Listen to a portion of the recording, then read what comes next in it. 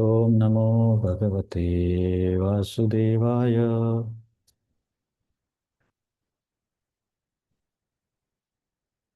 माझा आवाज येतोय? हो प्रभूजी. हा, मग आपण सुरुवात करतोय. ओम नमो भगवते वासुदेवाय. ओम नमो भगवते वासुदेवाय. ओम नमो भगवते वासुदेवाय. ओम नमो भगवते वासुदेवाय.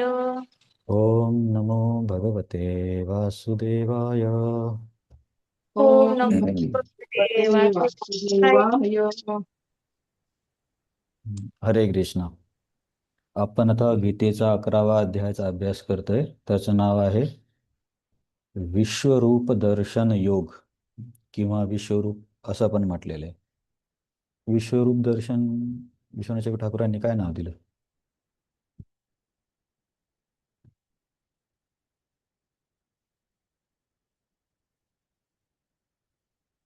हम्म. विश्वरूप दर्शन योग त्यांचं तेच नाव आहे. तर मी तुम्हाला फक्त कनेक्शन सांगतो. 10व्या अध्यायामध्ये सर्व विभूती सांगून झाल्यावरती भगवंत शेवटी बोलले, अथवा बहुने तेन किं ज्ञातेन तवार्जुन इष्टभ्याहम इदम कृष्णम एका अंशेन स्थितो जगत. माझ्या विभूतींना तर काही अंत नाहीये, फक्त एवढं समजून घे की माझ्या एका अंशाद्वारे मी सर्व जग व्याप्त आहे. आता इथं अंशचा अर्थ होतो परमात्मा, कारण सर्व जग व्याप्त परमात्मा आहे किंवा परमात्माच्या शरीरातच हे जग आहे, महाविष्णू खास करून. तर मग अर्जुनला इच्छा होती की हे सर्वव्याप्त रूप बघायचंय, किंवा विराट रूप किंवा विश्वरूप. म्हणून मग अर्जुन या 11व्या अध्यायामध्ये पहिल्या 4 श्लोकामध्ये त्यांना विनंती करतो की मला विश्वरूप दाखवा म्हणून. पहिल्या श्लोकात काय बोलला की तुम्ही अनुग्रह करून हे ज्ञान मला सांगितलं आणि त्या ज्ञानामुळे माझा मोह आता दूर झाला आहे. तर मोहासाठी प्रभुपादांनी एक ऐकून माझा मोह नष्ट झाला असं म्हटलंय. विश्वनाथ ठाकूर बोलले की मोह म्हणजे भगवंतांच्या सामर्थ्याबद्दल किंवा भगवंतांच्या विभूतीबद्दल जो अर्जुनला मोह किंवा डाऊट म्हणू शकतो, तो दूर झाला. असं अर्जुन येथे पहिल्या श्लोकामध्ये सांगितलं की तुमच्या कृपेने तुमच्याकडून ऐकून माझा मोह दूर झाला आहे. हा, मग दुसऱ्या श्लोकामध्ये पण अर्जुन विनंतीच करतोय, भवाप्य हि भूतानां श्रुतो विस्तरश मया ततः कमलपत्राक्ष महात्म्यम अपिच अव्ययम. की हे कमलपत्राक्ष कृष्णा, जीवांची उत्पत्ती आणि संहार कसा होतो हे मी तुमच्याकडून विस्ताराने ऐकलं आहे. आणि तुमची महिमा किंवा तुमचं सामर्थ्य हे अव्ययम आहे. अव्ययम म्हणजे ज्याच्यामध्ये व्यय होत नाही, कमी होत नाही किंवा अ, इतर बदलाने प्रभावित होत नाही. जसं की जीवांची सृजन आणि विनाश होतोय, पण त्यामुळे भगवंतांमध्ये काही फरक पडतो असं हो नाहीये. हो येस. तर चालते काही बी नाही जे तुला जे- हरे कृष्णा, तुमचं काही तिकडे बोलत असाल ना, माईक म्यूट करून ठेवा. तर हां, दुसऱ्या श्लोकामध्ये अर्जुन म्हणतो की तुम्ही मला जीवांच्या या उत्पत्ती आणि संहाराबद्दल सांगितलं आहे, ते महात्म्य मी ऐकलं. म्हणजे पहिल्या श्लोकामध्ये अर्जुन बोलला की तुम्ही माझा मोह दूर केला आणि सांगितलं. तर दुसऱ्या श्लोकामध्ये बोलतोय की काय सांगितलं? अ, तर जीवांची किंवा विश्वाची निर्मिती आणि विनाश आणि तुमची स्वतःची महिमा, जी की कशानेही प्रभावित होत नाही. हे दुसरा श्लोक.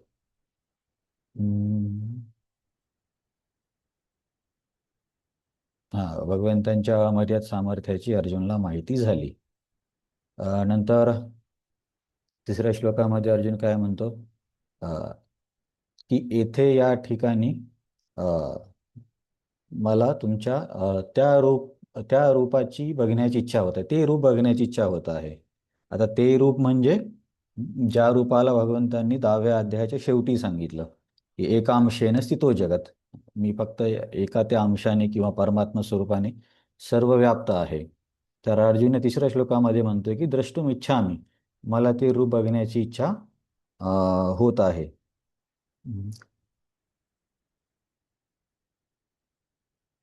किंवा इच्छा होत आहे म्हणजे मला तुमचं ते रूप दाखवा. आणि चौथ्या श्लोकामध्ये अर्जुन म्हणतो की जर माझी पात्रता असेल तर दाखवा. अ, कारण असं पण होऊ शकतं ना की एखादी गोष्ट बघायची पण त्या व्यक्तीची ती पात्रता नसेल तर त्याला कसं दाखवणार. तर अर्जुन म्हणतो जर तुम्हाला असं वाटत असेल की माझ्यामध्ये ती पात्रता आहे तर तुम्ही मला ते विश्वरूप दाखवा. आणि तिथे योगेश्वर या शब्दावरून आचार्य सांगतात की असा अर्थ होतो की भगवंत योगेश्वर असल्यामुळे अर्जुनामध्ये पात्रता जरी नसली तरी ते पात्रता सुद्धा त्याला देऊ शकतात. असा योगेश्वराचा अर्थ आहे. हा हे बघ तिथे योगेश्वर हा शब्द सुद्धा अत्यंत महत्त्वपूर्ण आहे, कारण भगवंतांची शक्ती अचिंत्य आहे. भगवंतांची इच्छा असेल तर ते स्वतः आनंद असूनही स्वतःच्या कृपेमुळे स्वतःला प्रकट करू शकतात. तर आचार्यांनी तसा अर्थ दिला की जर माझी पात्रता असेल तर दाखवा, आणि आचार्य म्हणतात नसेल तरी योगेश्वर असल्यामुळे भगवंत त्याला अर्जुनला पात्रता देऊ शकतात. आता भगवंत काय म्हणतात अर्जुनला की जे दाखवणार आहे त्याचं थोडक्यात वर्णन करतात की मी तुला आता काय दाखवणार आहे. जसं मी तुम्हाला मागच्या वेळेस बोललो होतो की ॲनाटॉमीमध्ये प्रॅक्टिकल करण्याच्या आधी एक ब्रीफिंगचा क्लास असतो की आज आपल्याला काय काय शिकायचं आहे. तसं भगवंत हे रूप दाखवण्याच्या पूर्वी अर्जुनला सांगत आहेत की अ, अ, त्यामध्ये तुला काय काय दिसेल. त्याच्यामुळे मग भगवंत या 5व्या नंबरच्या श्लोकामध्ये म्हणतात की बघ अर्जुन, वेगवेगळ्या प्रकारचे रूप जे की शेकडो हजारो आहेत, वेगळ्या आकाराचे, वेगळ्या रंगाचे, अ, असे हे रूप तू आता माझ्या रूपामध्ये बघ. तर हां, आणखीन काय आहे? याच्यामध्ये काय काय दिसेल? आदित्य, वसु, रुद्र, अश्विनो, मरुत.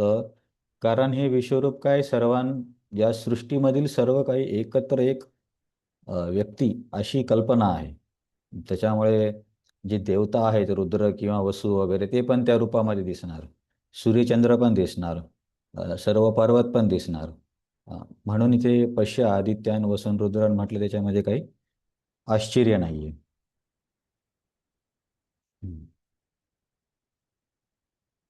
अ, आणि त्या 7व्या श्लोकामध्ये भगवंत अर्जुनला म्हणतात की या एका ठिकाणी माझ्या ठिकाणी एका ठिकाणी माझ्या शरीरामध्ये तुला जे काही बघण्याची इच्छा आहे ते सर्व बघ. जे काही बघण्याची इच्छा म्हणजे अर्जुन जे विश्वरूप बघण्याची इच्छा करत होता, भागवत म्हणत होता की भगवंत म्हणत आहेत की इथे एका ठिकाणी माझ्या शरीरामध्ये तू पूर्ण अ, विश्वरूप किंवा पूर्ण ब्रह्मांड बघून घे. सचराचरम, आता ब्रह्मांडामध्ये काही गोष्टी चर आहेत, काही गोष्टी अचर आहेत. तर हां, इथून आपण एक चर्चा केली होती की विराट रूप किंवा विश्वरूप एकतर कनेक्शन महत्त्वाचं आहे. 10व्या अध्यायात शेवटी अंशाने व्याप्त आहे सांगितलं, म्हणून अर्जुन 11व्या अध्यायात ते सर्वव्यापी रूप दाखवा असं म्हणत आहे. मग आता इथे भगवंत दाखवण्याला सुरुवात करण्यापूर्वी थोडीशी माहिती देत आहे. तर ती माहिती देताना अर्जुन तू काय काय बघशील हे 5-6 मध्ये सांगितलं, आणि 7व्यामध्ये म्हणतात की या एका ठिकाणीच तुला सर्व काही दिसेल. असं नाही की अर्जुनला कुठे प्रवास वगैरे करायचा आहे ब्रह्मांडामध्ये आणि सर्व बघून यायचं. एकाच ठिकाणी मम देहे म्हणजे माझ्या देहा म्हणजे म्हणजे भगवंतांच्या शरीरामध्ये तू हे विश्वरूप किंवा विराट रूप बघ. तर काही आचार्यांच्या टिप्पणीनुसार मम देहेचा अर्थ होतो की जे महाविष्णू आहेत. काही आचार्यांचं असं म्हणणं आहे की भगवंत अर्जुनला पहिले महाविष्णू दाखवतील आणि मग त्या महाविष्णूच्या शरीरातील एका एका रोम छिद्रामध्ये एक एक विश्व असतं. मग नंतर त्या ब्रह्मांडाला किंवा त्या विश्वाला विश्वरूप स्वरूपात दाखवतील. तर इथपर्यंत हे जे आहे हे महाविष्णूबद्दल आहे. असं विश्वनाथ चक्रवर्ती ठाकूर आणि वल्लभ विद्याभूषण दोघं पण म्हणतात की भगवंत अर्जुनला पहिले महाविष्णूचं रूप दाखवतील आणि नंतर मग त्या रूपामध्ये अ, विश्वरूप किंवा विराट रूप दाखवतील. हम्म. हे अर्जुन, तू जे काही पाहू इच्छितो ते आता माझ्या या देहामध्ये पहा. तू आता जे काही पाहू इच्छितोस आणि भविष्यामध्ये तुला जे काही पाहायची इच्छा असेल ते सर्व विषय प्रकट करू शकते. हा, तर ते आता माझ्या या देहामध्ये पहा. याच्यामुळं आपण आचार्यांनी टिप्पणी दिली की माझ्या देहामध्ये म्हणजेच अ, महाविष्णूंच्या देहामध्ये एका, काय म्हणता येईल, त्यांच्या देहामध्ये तर अनंत विश्व आहेत किंवा अनंत ब्रह्मांड आहेत, त्याच्यापैकी एक दाखवणार आहेत. असा आचार्यांनी अर्थ घेतला मम देहचा, की भगवंत आता अर्जुनला अं, हे दाखवत आहेत. पहिले महाविष्णू रूप आणि त्या महाविष्णू रूपामध्ये विश्वरूप, एका विश्वाचं वर्णन. मी तर बघतो आचार्यांनी काही स्पेसिफिक लाईन लिहिली का. हम्म.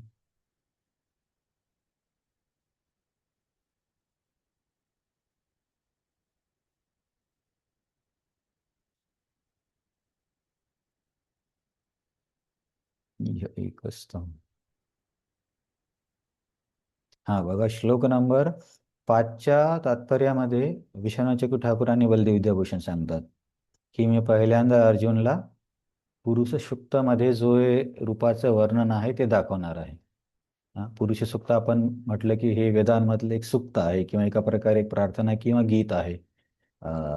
नारायण सुक्त पण असतं, देवी सुक्त पण असतं, असे बरेच सुक्त आहेत. सुक्त म्हणजे काय, प्रार्थना समजून घ्या किंवा कविता किंवा एक रचना. तर या 5व्या श्लोकामध्ये विश्वनाथ ठाकूर म्हणतायत की ज्या पुरुष सुक्ताच्या सहाय्याने किंवा पुरुष सुक्ताने ज्या रूपाचं वर्णन केलं आहे ते रूप मी आता अर्जुनला दाखवणार आहे. आणि तर ते रूप कोणतं आहे, तर महाविष्णू आहे. तर ते माझ्या विस्तारित रूपामध्ये, माझा जो पहिला पुरुष अवतार आहे त्याच्यामध्ये मी पहिल्यांदा अर्जुनला ते दाखवणार आहे आणि नंतर मी त्याला काळ रूप दाखवेल. तर हे थोडंसं तुम्हाला कठीण वाटू शकतं, फक्त एवढं लक्षात ठेवा. किंवा तुम्ही असं जर लक्षात ठेवलं की अर्जुनला भगवंताने विश्वरूप दाखवलं तरी पुरेसं, काही समस्या नाही आहे. परंतु पहिले अर्जुनला महाविष्णू किंवा पहिला पुरुषावतार दाखवला जाईल, नंतर त्यांच्या रोमछिद्रामध्ये एका विराट रूपाला किंवा विश्वरूपाला दाखवलं जाईल, असं पण अर्थ आहे मम देहेमुळे. पण फक्त तुम्ही एवढं जर लक्षात ठेवलं, कनेक्शन आहे की एका अंशाने काय विस्तारित झालं, तो एक मुद्दा. पहिल्या 4 श्लोकामध्ये अर्जुन बघण्याची विनंती करत आहे, तो मुद्दा.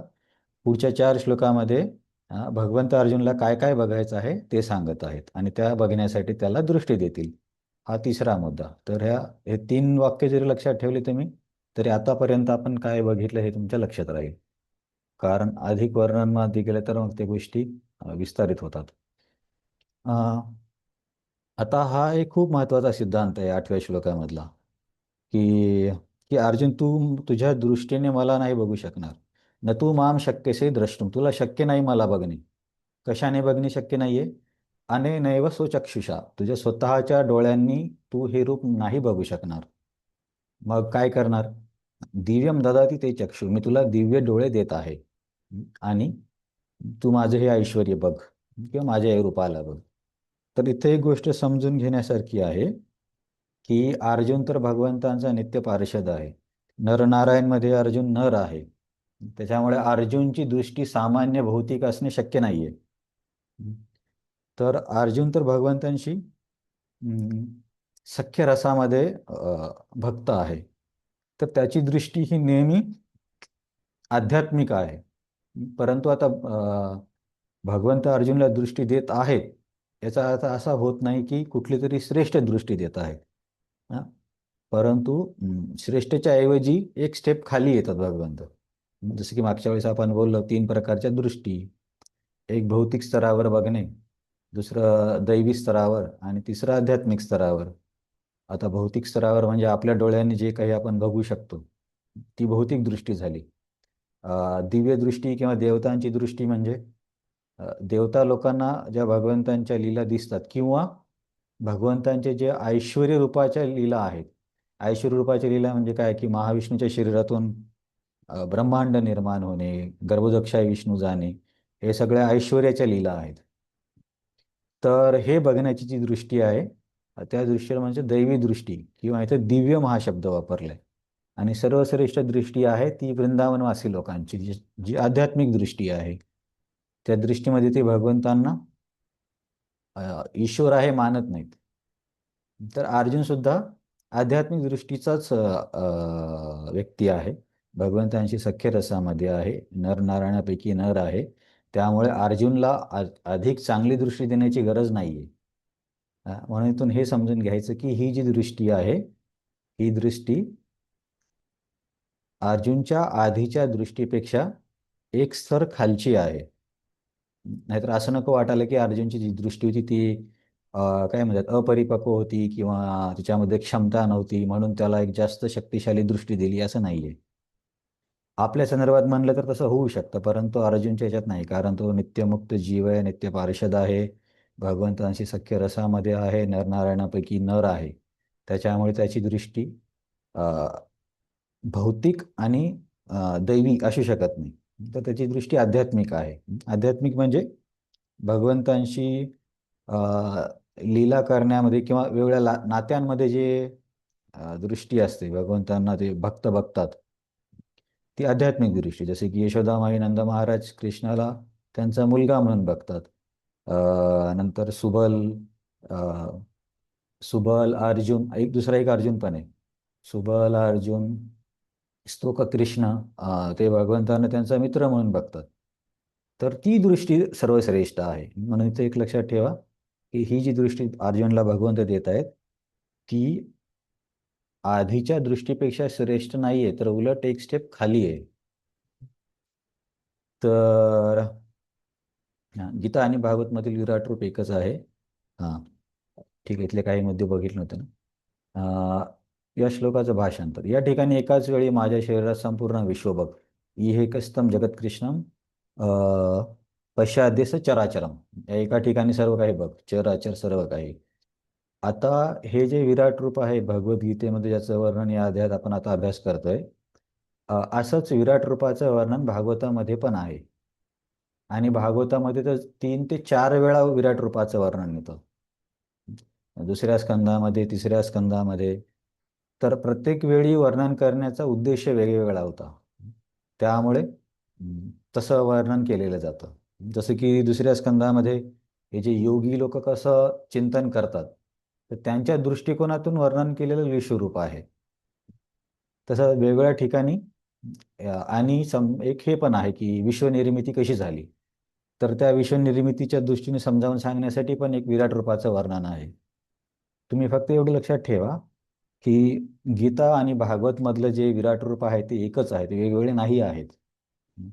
अ, कारण इथे पण आचार्य सांगतात की जे पुरुष सुक्तामध्ये आहे ते रूप मी याला दाखवणार आहे.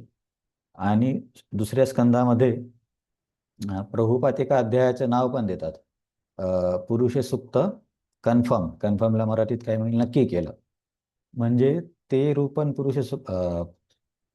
पुरुष सुक्तावर आधारितच वर्णन आहे आणि इथलं वर्णन पण पुरुष सुक्तावर आधारितच आहे. म्हणून गीता आणि भागवतामधले विराट रूपाचं वर्णन एकच आहे.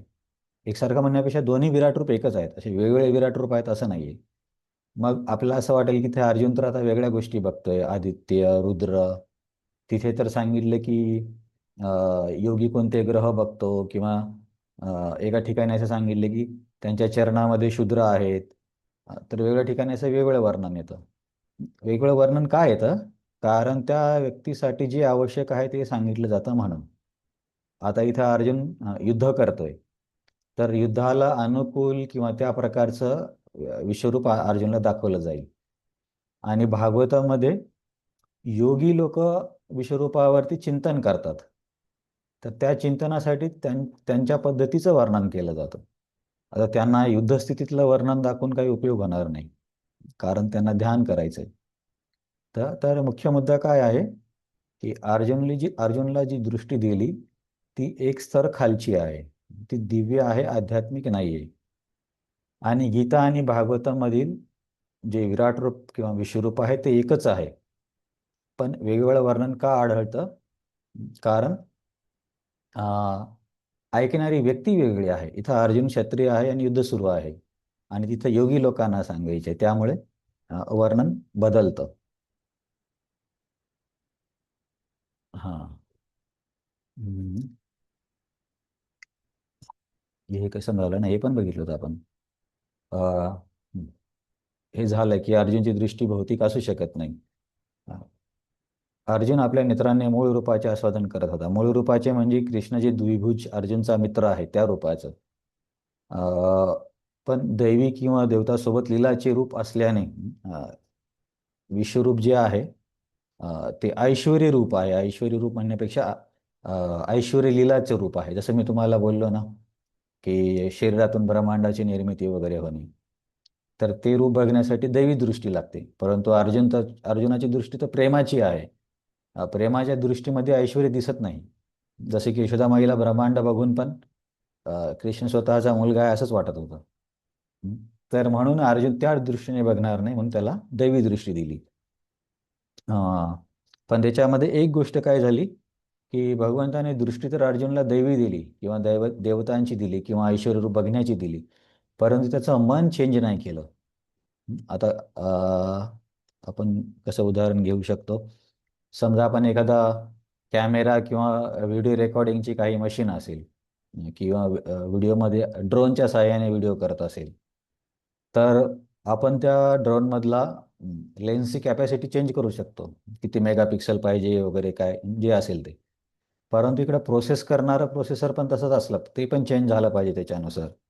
नाहीतर इमेज खूप मोठ्या साईजची आहे आणि लॅपटॉप किंवा कम्प्युटरमध्ये त्याला प्रोसेस करता येत नाही. तुम्हाला कदाचित कळलं असेल मला काय म्हणायचं आहे. कारण मी काय म्हणतो की जी कॅमेऱ्याची लेन्स आपण चेंज करू शकतो. इव्हन तुमच्या फोनमध्ये पण तुम्ही बघता की 12, 5, 50 मेगापिक्सल असं सांगतात ते. त्याच्यानुसार इमेजची साईज वाढते. आता समजा मी जर 200 मेगापिक्सलचं इमेज काढली तर मला वाटतं काहीतरी 30 MBचा एक फोटो होतो. 30 MB खूप मोठी साईज आहे. तर त्यानुसार जर त्या मोबाईलमध्ये तसं प्रोसेसर पण पाहिजे. आता तुम्ही कदाचित ऐकलं असेल, स्नॅपड्रॅगन वगैरे असे हायफाय प्रोसेसर लागतात. स्नॅपड्रॅगन जेन 1. तर मला काय म्हणायचं की आपण अर्जुनची दृष्टी आहे त्याला त्या कॅमेऱ्यासारखं समजूया की त्याची दृष्टी चेंज केली आहे. 50 मेगापिक्सलपासून 25 मेगापिक्सलला आणली.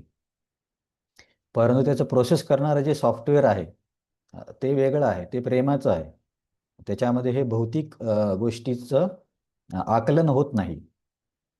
मग भगवंतांनी काय केले की दृष्टी तर ठेवली दैवी, परंतु हृदय ठेवलं प्रेमाचं, की ज्या रूपामध्ये अर्जुन भगवंतांना मित्र समजतो. म्हणून आता काय होईल की अर्जुन हे रूप बघेल पण त्याला हे रूप आवडणार नाही. हे बघा, जशी दृष्टी असेल आणि जसं मन असेल तर व्यक्तीला ती गोष्ट आवडेल. दोन्ही मॅच झाले पाहिजे. समजा एखादा भौतिकवादी व्यक्ती आहे तर तो डोळ्यांनी भौतिक गोष्ट बघतो आणि मनामध्ये पण त्याला भौतिक इच्छा आहेत, तर मग ती गोष्ट मिळवण्यासाठी किंवा त्याच्यामध्ये त्याला काही असं चुकीचं काही वाटत नाही. परंतु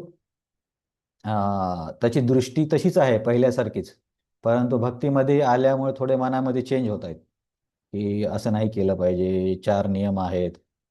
तर तेव्हा काय होतं, दृष्टी तीच आहे, ते सगळं काही बघतोय तो, पण त्याचं मन आता बदलतंय. त्यामुळे त्याच गोष्टी आता त्या गोष्टीला व्यवस्थित प्रोसेस करता येत नाही किंवा त्याच्यावरती काम करता येत नाही. हे छान उदाहरण आहे. हां, जसं कॅमेऱ्याची लेन्सची साईज चेंज करता येते, तसे अर्जुनची दृष्टीची साईज कमी केली आणि त्या फोटोच्या साईजनुसार त्याला प्रोसेस करणारं प्रोसेसर लागतं लॅपटॉप किंवा मोबाईलमध्ये. जर प्रोसेसर कमी क्वालिटीचा असेल तर तेवढ्या मोठ्या इमेजला किंवा व्हिडिओला ते प्रोसेस करू शकत नाही. आता अर्जुनचा जी कॅमेरा साईज आहे ती कमी केली, आध्यात्मिकपासून दिव्यवरती आणली, परंतु मन जे आहे अजून आध्यात्मिकच आहे. तर कॅमेरा वेगळा आणि त्याला प्रोसेस करणारं प्रोसेसर वेगळं, असं झाल्यावरती दोन्ही गोष्टीचं आकलन होत नाही किंवा त्या गोष्टीला व्यक्ती ॲप्रिशिएट करू शकत नाही. त्यासाठी मी तुम्हाला काय सांगितले की समजा भौतिक स्तरावरती लोक जे आहेत, व्यक्ती आहेत, ते काही भौतिक पदार्थ, व्यक्ती, वस्तू काहीतरी बघतील आणि त्यांच्या मनामध्ये पण इच्छा आहेत की ह्या सर्व वस्तूचे मला इंद्रिय भोग करायचा आहे. तर तेव्हा त्या व्यक्तीला असं काही आश्चर्य वाटत नाही. जसं की समजा तुम्हाला मी उदाहरण देतो. समजा रोडच्या साईडला काहीतरी नॉनव्हेजचं दुकान आहे आणि त्या व्यक्तीला ते नॉनव्हेजचं दुकान दिसलं आणि त्याचं मन पण तसंच आहे की माझ्यासाठी मला ह्या गोष्टी करायच्यात, त्याच्यामुळे त्याला काहीच असं अडथळा वाटत नाही. पण जसं मी तुम्हाला म्हटलं की भक्ती करताना आपल्यामध्ये बदल होतात. मग आपण आता रस्त्याच्या किनाऱ्याने जाताना नॉनव्हेजचं दुकान दिसणार नाही असं तर होणार नाही, कारण दृष्टी अजून आपली अशीच आहे. जेव्हा शुद्ध भक्त झाल्यावरती दृष्टी चेंज होते म्हणा, पण सध्या तरी सेम आहे. पण मनामध्ये आपण काय करतो की संस्कार करतोय भक्तीच्या सहाय्याने, काय योग्य आहे काय चुकीचं आहे. म्हणून ते दुकान बघून पण आपल्याला तिथं जाण्याची इच्छा होत नाही किंवा ते मॅच करत नाही. तसंच काय होत आहे, अर्जुनची दृष्टी तर आहे दिव्य, पण मन आहे आध्यात्मिक. म्हणून अर्जुन या या विराट रूपाला ॲप्रिशिएट करू शकत नाही. नंतर अर्जुन सांगेल की हे रूप मला नका दाखवू, आता हे बस झालं, तुमचं मूळ रूप मला दाखवा. तिथे आपल्याला कळतं की अर्जुनचं जे मन आहे ते आध्यात्मिक असल्यामुळे तो या भौतिक रूपाला ॲप्रिशिएट करू शकत नव्हता. म्हणून तो म्हणतो की नको नको नको, आता बस झालं, मला तुमचं मूळ रूप दाखवा. मग भगवंत त्याला एक चतुर्भुज रूप दाखवतात आणि नंतर मग त्यांचं ओरिजिनल द्विभुज रूप दाखवतात. आता मला वाटतं एवढे तुम्हाला गोष्टी कळल्या असतील. 3-4 पॉईंट तुम्ही जर लिहून ठेवले तरी कळेल. आता 9व्या श्लोकापासून सुरुवात करू, याला गायचं आहे. संजय उवाच संजय उवाच एवं उक्त्वा ततो राजन् एवमुक्त्वा ततो एवं राजन् ततो राजन् महायोगेश्वरो हरी महायोगेश्वरो हरिः दर्शयामास पार्थाय दर्शयामास दर्शयामास पार्थाय पार्थाय परमं रूपम् ऐश्वरम्. परमं परमं रूपमैश्वरम्. रूपमैश्वरम्. हा, तर आता हे रूप कोणाला दाखवतात भगवंत? अर्जुनाला. हा, हे लक्षात अर्जुनाला. ठेव. हा, अर्जुनाला दाखवतात. मग हे संजय उवाच का आलं? काय गेस? संजय संजय हा धृतराष्ट्राला सांगत हा होते. हा. आता समोर पण वर्णन येणार आहे की युद्धभूमीवरती पण एवढी मोठी सेना होती, किती काय 18 अक्षौहिणी, पण त्याच्यापैकी कोणालाच हे रूप दिसत नव्हतं. असं नाही की सर्वांनाच आकाशामध्ये अग्नी चंद्र वगैरे सूर्य आणि ते भयंकर रूप दिसतं, असं नाही. फक्त अर्जुन बघत होता आणि व्यासदेवांनी कृपा केल्यामुळे संजयला हे दिसू शकत होतं. जसे की त्याला त्या सिद्धीला म्हणतात दूरदर्शन दूरश्रवण. हे भागवतामध्ये पण या सिद्धींचे नावं आहेत की दूरचं बघणे किंवा ऐकणे. हा. संजय वाच एव मुक्ता ततो राजन, की हे राजा तसं बोलून झाल्यावरती. आता इथे राजा कोण आहे? धृतराष्ट्र. हा, ते लक्षात ठेव, कारण हे संजय धृतराष्ट्राला बोलतोय ना, आणि धृतराष्ट्राला तो जाणून बुजून राजा बोलतो. तुम्ही कदाचित पहिला अध्याय वाचला असेल तर संजय एवढा चांगला व्यक्ती आहे की तो धृतराष्ट्राची सेवा खूप मनाने करतो. म्हणजे मनोभावाने, त्याच्या सेवेमध्ये काही खोट नाहीये. परंतु त्याला हे माहिती आहे की बाबा माझा जो स्वामी आहे तो चुकीच्या मार्गावर चाललाय. म्हणून तो त्याची सेवा सोडत नाही, पण नेहमी सारखा प्रयत्न करतो की त्याला समजावून सांगण्याचा. आता समजा राजन हा शब्द वापरून काही आचार्य म्हणतात की टोमणा मारल्यासारखं आहे की बाबा तू तर राजा होऊ शकणार नाहीये, राजा तर युधिष्ठिर महाराजच होणार आहेत. किंवा पहिल्या अध्यायामध्ये पण अर्जुनच्या नाही, पांडवांचे विजयाचे वेगवेगळ्या ज्या चिन्ह आहेत त्याबद्दल संजय सांगतो. कारण संजय सारखा प्रयत्न करत राहतो की कदाचित हे ऐकून तरी धृतराष्ट्राचं मन बदलेल. परंतु धृतराष्ट्राचं मन काही बदलत नाही. आणि एवढं सर्व सांगून गीता संपताना शेवटच्या श्लोकात आपला संजय म्हणतो, यत्र योगेश्वरो कृष्ण यत्र पार्थ धनुर्धर तत्र श्रीयो भूतिर्ध्रुवा नीतिर्मतिर्मम. की जिथे अर्जुन आहे, जिथे कृष्ण आहे, तिथेच विजय असणार आहे, तिथेच संपत्ती असणार आहे, तिथेच नैतिकता असणार आहे. म्हणजे मी आता गेस करतोय, कदाचित संजय फ्रस्ट्रेट झाला असेल या धृतराष्ट्राला समजावून सांगता सांगता. पहिल्या अध्यायापासून 18व्या अध्यायापर्यंत त्यांनी वेगवेगळ्या हिंट दिल्या धृतराष्ट्राला की तू आता ही युद्ध थांबवू शकतो, कारण युद्ध सुरू झालं नव्हतं. गीता त्या युद्धाच्या पूर्वी सांगितली होती. तरी सुद्धा धृतराष्ट्राची आसक्ती एवढी असते की तो त्याला समजत नाही संजय काय सांगतो, किंवा कदाचित समजत असेल पण त्याला त्याच्यावरती काम करायचं नाही. तर गीतेच्या शेवटच्या श्लोकात संजय सरळ सरळ सांगून टाकतो, कृष्ण कृष्ण आहे आणि अर्जुन आहे, ते जिंकणार आहेत. मग एखादा व्यक्ती थोडा जरी बुद्धिमान असेल तर त्याला कळायला पाहिजे की अरे म्हणजे आपला विजय तर शक्य नाही, मग युद्ध थांबवलं पाहिजे. परंतु धृतराष्ट्र एक तर मुलाबद्दल आसक्ती, आणि दुसरी गोष्ट त्याला पण राज्यपद भोगण्याची इच्छा होती खूप तीव्र. कारण तो मोठा असून सुद्धा आंधळा असल्यामुळे पांडू महाराजांना राजा बनवलं होतं. तेव्हा त्यामुळे त्याच्या मनामध्ये ती नेहमी इच्छा होती की मला हे राज्य मिळालं नाही, मला हे राज्य मिळालं नाही.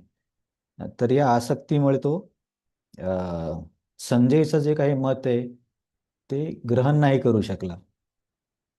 आपल्याला पण बघा कधी कधी समजा कोणी काही सांगितलं की ही गोष्ट वाईट आहे, असं नाही केलं पाहिजे, तर बऱ्याचदा काय होतं की आपली त्या गोष्टीला आसक्ती असते, त्यामुळे त्यांनी ते सांगितलेले ते शब्द आपल्या कानात जातच नाहीत, किंवा गेले तरी त्याच्यावरती आपण काही विचार करत नाही, नाही नंतर बघूया असं वाटेल. समजा इथे आश्रमात बोलले की अरे मोबाईलमुळे नुकसान होतं, तर मोबाईल वापरले नाही पाहिजे.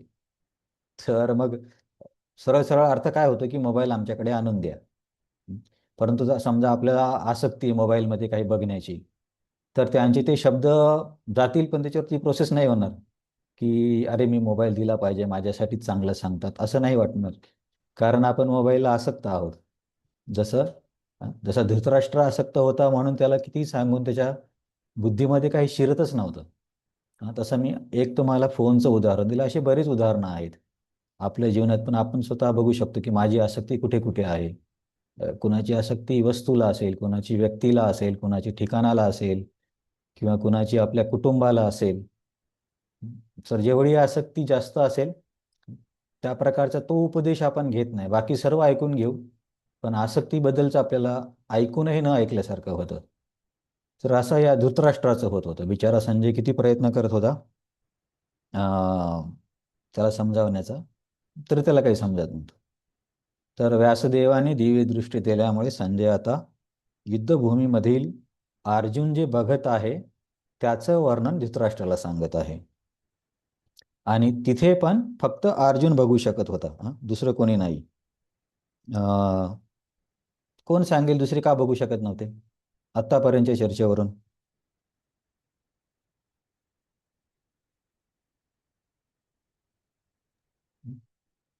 अर्जुन हा भगवंताचा नित्य पार्षद होता आणि तो त्यांचा सखा असल्यामुळे आणखीन तुम्ही थोडे जवळ गेले. बघा प्रश्न तुम्हाला समजला की नाही हे मी क्लिअर करतो. की हे विश्वरूप तर फक्त भगवंत दाखवत होते त्या युद्धभूमीवरती, तर सर्वांना दिसायला पाहिजे, पण फक्त अर्जुनला दिसत होतं.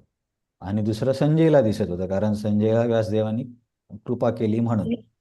तर मी असं म्हणत आहे हा दृष्टी दिली तशी हा परफेक्ट, हे महत्वाचं आहे. मागच्या श्लोकामध्ये आपण वाचलं ना, दिव्यम ददामि दृष्टी. इथे बघा, दिव्यम ददामि ते चक्षु पश्यमे योगम ऐश्वरम. तर ते बघण्याची दृष्टी अर्जुनला दिली होती, इतरांकडे ती दृष्टी नव्हती, म्हणून तिथे सर्वजण उपस्थित असून सुद्धा कोणाला ते काही ऐकू आलं नाही. तर इथे या श्लोकामध्ये भगवंतांबद्दल एक शब्द वापरलाय, महायोगेश्वरो हरी. तर योग तुम्हाला माहीत असेल, अष्टांग योग. तर अष्टांग योगाचे जे सिद्धी वगैरे मिळवतात त्यांना योगेश, किंवा त्यांना म्हणजे किंवा महादेवाला पण योगेश असं म्हटलं जातं. ईश म्हणजे ईश्वर, परंतु भगवंतांसाठी ते शब्द आहे महायोगेश्वरो हरी. म्हणजे योग ईश्वरांचा पण ईश्वर जो आहे तो हरी अर्जुनला रूप दाखवतोय. तर हे महत्वाचं आहे की भगवंतांकडे, जसं आपण गीतेमध्ये बघितलं होतं की भगवंत म्हणतात की कुणाची जरी पूजा केली शेवटी फळ मीच देतो.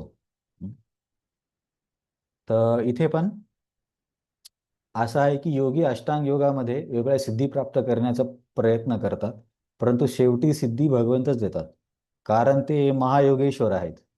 महायोगेश्वर म्हणजे आता योगाचे स्वामी म्हणू शकतो आपण, किंवा योगाचे सर्वोच्च स्वामी. त्याच्या म्हणून सिद्धी पण भगवंतावरतीच निर्भर आहेत. तर तुम्ही जर 11व्या स्कंदामध्ये वाचलं तर 15 नंबरच्या अध्यायामध्ये वेगवेगळ्या सिद्धीचं वर्णन केलंय. एकूण टोटल 23 सिद्धी आहेत ज्या की आपण सुद्धा प्राप्त करू शकतो. अ, तर त्याच्यामधल्या 8 आहेत प्रमुख, नंतर 10 आहेत गौण आणि उरलेल्या 5 त्याच्यापेक्षा म्हणजे कमी शक्तीच्या. तर 8 ज्या प्रमुख आहेत त्याच्यामध्ये अनिमा, लघिमा, महिमा, प्राप्ती, इशिता, वशिता. तर अनिमा म्हणजे खूप छोटं होणं. तुम्ही कधी कधी ऐकलं असेल की काही साधू संतांबद्दल असं सांगितलेलं होतं की त्यांना जेलमध्ये अटक केलं आणि नंतर बघतायत तर ते बाहेर आले. तर त्यांच्याकडे अशी अनिमा लावायची सिद्धी असते. हे तर बऱ्याच साधू संतांच्या ह्याच्यामध्ये येतं की त्यांना अरेस्ट केल्यावरती ते बाहेर आले म्हणून. तसंच मग अनिमा, महिमा, लघिमा हे जे काही वेगळ्या प्रकारच्या मुख्य सिद्धी आहेत. तर भगवंत काय म्हणतात भागवतमच्या 11व्या स्कंदाच्या 15व्या अध्यायामध्ये, ह्या सर्व सिद्धी सुद्धा माझं विशिष्ट प्रकारे चिंतन करूनच येतात. की समजा एखाद्या व्यक्तीला अनिमा सिद्धी पाहिजे आहे, तर अनिमा म्हणजे काय छोटं होणं. तर अनिमा सिद्धीसाठी त्याला भगवंतांचं जे परमात्मा रूप आहे अनुरेणूमध्ये त्याच्यावरती ध्यान करावं लागेल आणि त्या रूपाने मग त्याला अनिमा सिद्धी प्राप्त होईल. तर तिथे त्या अध्यायामध्ये 11व्या स्कंदात भगवंत सांगतात की त्यांच्या कुठल्या गोष्टीचं किंवा कुठल्या वैशिष्ट्याचं चिंतन केल्यावरती कोणती सिद्धी मिळते. जसं मी तुम्हाला अनिमासाठी बोललो की सूक्ष्म परमात्मा रूपाची चिंतन केल्यावरती.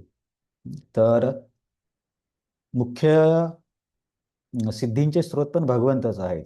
आणि जे आता दुसऱ्या 10 गौण आहेत त्याच्यामध्ये येतं दूरदर्शन, दूरश्रवण, परकाया प्रवेशनम, मनोजवम, देवक्रीडादी दर्शनम. तर याच्यामध्ये काय आहे, आता दूरदर्शन, दूरश्रवण आपल्याला माहिती आहे, दुरून बघणे, दुरून ऐकणे. तर आता कुणाला आपल्याला ह्या गोष्टी कुणाकडे आहेत आपल्या वर्णनामध्ये? दूरदर्शन, संजय. दूरश्रवण. संजय आहे, परफेक्ट. तर संजयला व्यासदेवाने दूरदर्शन, दूरश्रवण दिलंय. आणि मनोजेवण कुणासाठी वापरलं जातं?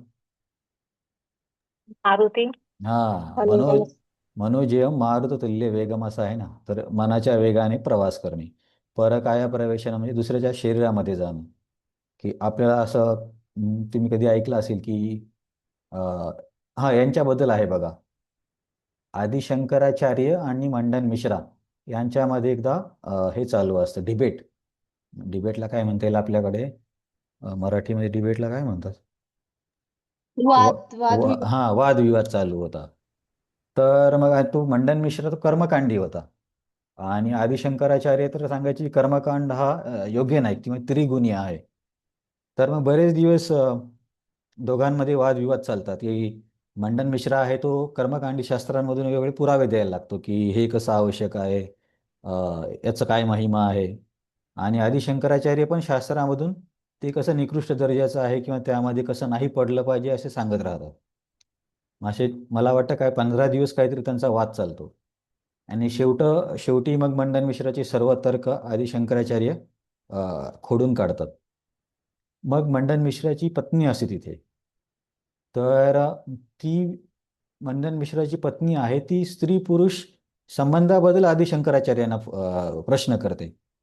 आता ही गोष्ट आदिशंकराचार्यांना माहिती नव्हती, त्यांच्या अनुभवजन्य नव्हती. आणि समजा ते जर बोलले असते की ठीक आहे मला हे उत्तर माहिती नाहीये, तर असं झालं असतं की मंडन मिश्रा सिद्ध म्हणजे जास्त श्रेष्ठ असं सिद्ध झालं असतं आणि कर्मकांडाचं वर्चस्व वाढलं असतं सर्वत्र. तर तेव्हा आधी शंकराचार्य काय म्हणतात की मला थोडासा वेळ द्या, मी या प्रश्नाचं उत्तर पण देईल. तर आदी शंकराचार्य एका राजाच्या शरीरामध्ये प्रवेश करतात आणि त्या राजाच्या शरीरामध्ये मला वाटतं 6 महिने असं मी ऐकले राहून त्या सगळ्या गोष्टी ते समजून घेतात आणि मग परत वाद करायला आल्यावरती त्या प्रश्नाचं पण उत्तर देतात. नंतर मंडन मिश्रा आदी शंकराचार्यांचा शिष्य होतो. तर हे मी तुम्हाला मनोजेवाबद्दल सांगत आहे. ठीक आहे, विषय खूप दूर चाललाय.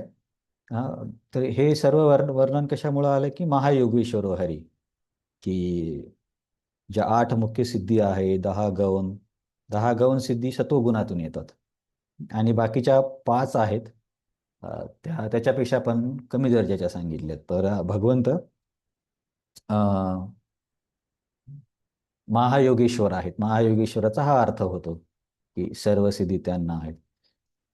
तर व्यासदेवाने दिव्य दृष्टी दिल्यामुळे संजय अर्जुन जो बघत आहे तो बघू शकत होता आणि धृतराष्ट्राला सांगत आहे म्हणून तो त्यांना राजन म्हणतो.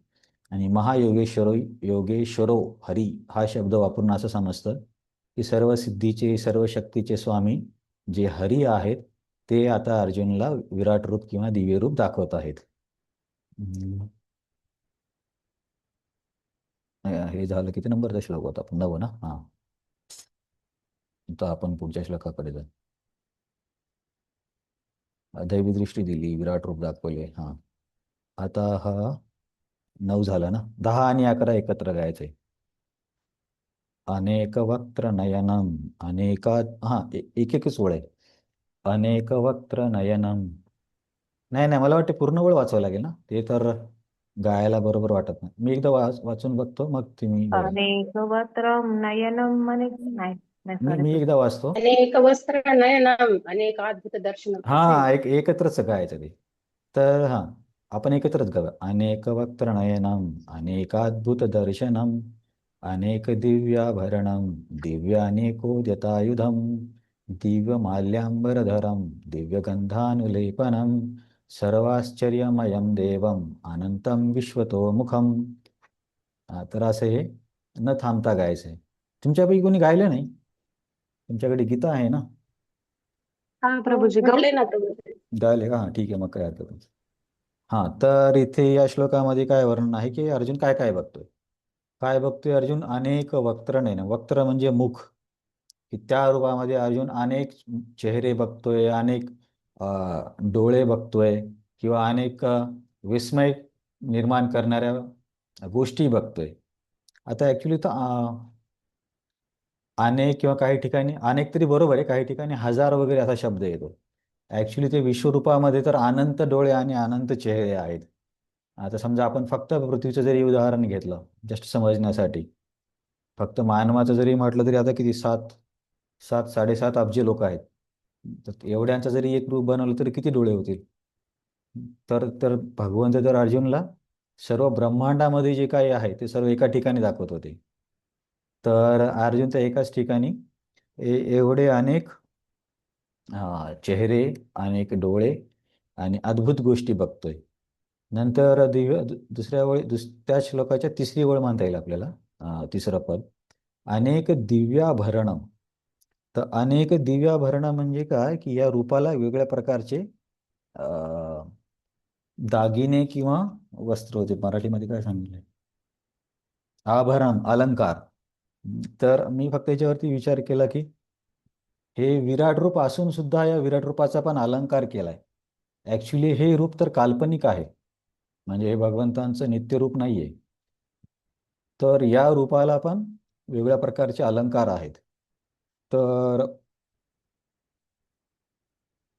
एक हे आहे, एक संस्था आहे किंवा लोकांचा एक गट आहे. ते म्हणतात की दरिद्र नारायणाची सेवा करायची किंवा मानव सेवा हीच माधव सेवा, असं त्यांचं म्हणणं आहे. तर वैष्णव आचार्य सांगतात की अरे इथे शास्त्रामध्ये तर सांगितले अनेक दिव्याभरणम, त्यांच्या अंगावरती तर अनेक अलंकार होते. आता अनेक अलंकार असल्यावरती तो दरिद्र कसा काय होईल? आणि दुसरीकडे पण आहेत ना, जसं की आपण ब्रह्मसंहितेमध्ये बघितले आहे, चिंतामणी प्रकार सद्मश कल्पवृक्ष. तिथे पण आहे की भगवंतांच्या धामामध्ये किती ऐश्वर्य आहे. सहस्रावधी लक्ष्मी त्यांची सेवा करतात. मग तो नारायण दरिद्र कसा काय असू शकेल? तर त्यांच्या तत्वज्ञानामध्ये प्रॉब्लेम काय होतो की गरीब व्यक्तीचं मदत केली नाही पाहिजे असं नाहीये. आपण पण वैष्णवांमध्ये गरिबांची मदत करतो, परंतु त्यांचं काय म्हणणं आहे की हा गरीब व्यक्तीच नारायण आहे. म्हणजे थोडक्यात ते मायावाद झाला, आपण आणि देव एकच आहे.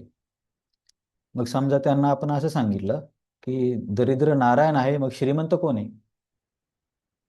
मग श्रीमंत राक्षस थोडी होणार आहे. जे नारायण दरिद्र व्यक्तीच्या हृदयात आहे तेच श्रीमंत व्यक्तीच्या हृदयात पण राहणार. तर त्यांची ही जी संकल्पना आहे दरिद्र नारायण, ही पूर्णपणे चुकीची.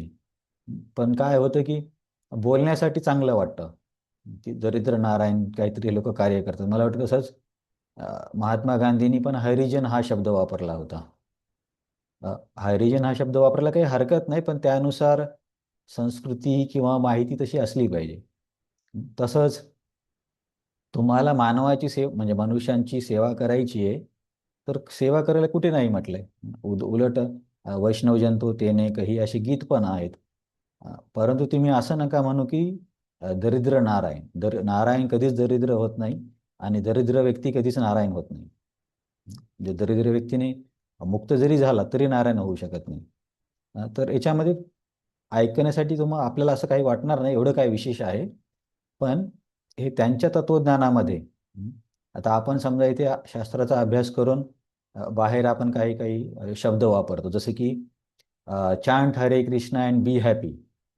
पण त्याच्या मागचा मूळ अर्थ काय ते आपल्याला माहिती असतो. तर बाहेरच्या लोकांना चांट हरे कृष्णा बी हॅपी. आणि काय म्हणतो आपण की जिथे जिथे जेथे कृष्ण आहे तिथे नाही अंधकार. आता समजा ज्या व्यक्तीला माहीत नाही हा अंधकार काय आहे, माया काय आहे, तर त्याला ते ओळ समजणार नाही. परंतु आपल्यासाठी त्याच्या मागे खूप मोठी फिलॉसॉफी आहे, खूप मोठं तत्वज्ञान आहे. काय तो श्लोक आहे, यहा कृष्ण तहा नाही माया राधिकार. तर असेच या लोकांचे हे जे दरिद्र नारायण, माधव सेवा, मानव सेवा आहेत, हे बाहेरचे वाक्य आहेत. पण त्यांचे स्वतःचे आतमधलं तत्वज्ञान असं असतं की आपण सर्व ईश्वर आहोत. त्याच्यामुळे प्रभुपाद पण बऱ्याच ठिकाणी असं भगवंतांच्या ऐश्वर्याचं वर्णन आलं की ही गोष्ट सांगतात. तर हे इथं लक्षात ठेवायचं आहे, अनेक दिव्याभरणमोरून. तर जसं आपण बोललो की नारायण कधीच दरिद्र होऊ शकत नाही. इच्छा केली तरी दरिद्र होऊ शकत नाही. आणि दरिद्र व्यक्ती काही जरी केली तरी नारायण होऊ शकत नाही. तर मला सांगा, का बरं दरिद्र व्यक्ती नारायण होऊ शकत नाही? गीतेमध्ये कुठं सांगितलं?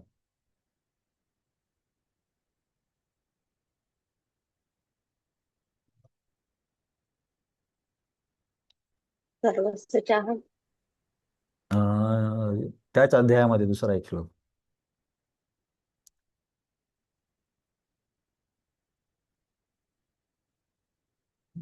बघा, मी तुम्हाला काय म्हणतोय की या लोकांचं इनडायरेक्टली काय सांगणं असतं की दरिद्र नारायण म्हणजे आपणच ईश्वर आहोत. मागचं तत्वज्ञान असं आहे. पण याच्यावरती आपण नेहमी बोलतो किंवा आपला वैष्णवांचा मुख्य भर असतो की हे पूर्णपणे चुकीचं आहे, की जीव कधीच ईश्वर होऊ शकत नाही. कारण आपले नित्य आपली जी पदवी आहे किंवा पद आहे ते जीवेर स्वरूप आहे कृष्णेर नित्यदास, भगवंतांची सेवा करणे. कृष्ण, राम, वराह, नरसिंह त्या भक्ताची ज्या रूपामध्ये श्रद्धा असेल त्याच्यानुसार. तर आपली मुख्य पदवी दास आहे. असं कधीच होणार नाही की एखादा जीव नरसिंह झाला किंवा एखादा जीव वामन झाला. बरं, एखादा जीव ब्रह्मा आणि इंद्र होऊ शकतो की नाही? होऊ शकतो. हा. तर होऊ शकतो. जीव कुठली देवता होऊ शकतो, ब्रह्मा होऊ शकतो, इंद्र होऊ शकतो, पण नारायण नाही होऊ शकत. कारण ब्रह्माजीपर्यंत सगळे जीवशक्ती आहेत. तर मी तुम्हाला याच्यावरून हा प्रश्न विचारतोय की कुठून असं गीतेमधून आपल्याला काय आधार देता येईल की की जीव कधीच नारायण होत नाही किंवा जीव कधीच ईश्वर होत नाही? तर बघा, दुसऱ्या अध्यायामध्ये तो खूप तरी महत्वाचा. हा, येस माताजी. 17 श्लोक उत्तम पुरुष असताना उत्तम पुरुष परमात्मेत उदारता. परमात्मेत उदाहरता. पण त्याच्यामध्ये जीवाबद्दल काय वर्णन आहे? हा, तर तिथं असं म्हणता येईल की दोन प्रकारचे पुरुष आहेत आणि हा पुरुष त्यांच्यापेक्षा श्रेष्ठ आहे. ते पण उदाहरण चालेल, पण मी खूप सिंपल बघत होतो की ममैवांशे जीव लोक जीवभूत सनातन. तर हे खूप सिंपल आहे ना, की जीव हे माझे सनातन अंश आहेत. आता सनातन अंश म्हणजे ते कधीच एक होणार नाहीत. सनातन म्हणजे अनंत काळासाठी. आणि आपण तत्वज्ञानाच्या दृष्टिकोनातून दुसऱ्या अध्यायामध्ये त्या श्लोकाला पण महत्त्व देतो ना. नत्वेवाहम जातु नासम न त्वं नेमे जनाधिप न चैव न भविष्याम सर्व वयमतः परम. की त्या एका श्लोकाला वैष्णवाचार्यांनी 4-5 पानाची टिप्पणी दिली आहे.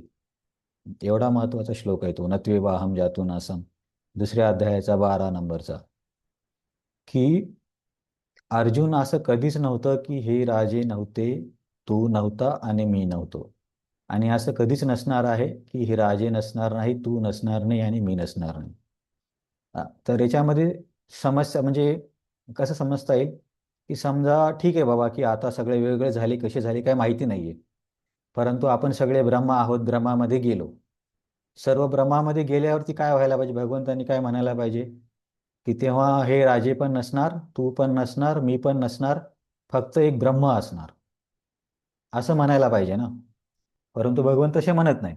अं, न न चैवम भविष्यामः, भविष्यामध्ये पण आपण वेगवेगळेच राहू.